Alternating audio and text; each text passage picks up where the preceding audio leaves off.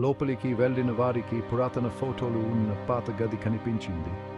వాటిలో ఒక స్త్రీ ఫోటో ఉంది. ఆమె కట్లు వారిని వెంటాడుతున్నట్లు అనిపించింది. సమయం గడిచిపోయింది. చీవకు అసహ్యంగా అనిపించింది. మనం ఇక్కడ ఉండకూడదు అన్నాడు. కాని కుతూహలంతో రాంబాబు ముందుకు నడిచాడు. అకస్మాత్తుగా నేల నుండి నీరు బయటకు రావడం ప్రారంభించింది. వారిని మింగేయాలని ప్రయత్నిస్తున్నట్టుగా.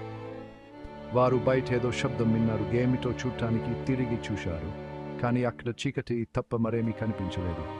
చీవ్ పరిగెత్తారు. ఏదో నీరు వెంటాడుతూ అర్థం కాని రూపం. రాంబాబు తప్పించుకున్నారు. కానీ చీవ్ మాయమయ్యాడు. దుర్గం యొక్క రహస్యాల్లో కలిసిపోయారు. రాంబాబు ఒంటరిగా గ్రామానికి తిరిగి వచ్చారు. దుర్గం అతను కోల్పోయిన స్నేహితుడు అతన్ని వెంటాడుతూ ఉన్నారు. దుర్గంలోకి వెళ్ళిన ఆ రాత్రి అతన్ని శాశ్వతంగా మార్చివేసింది.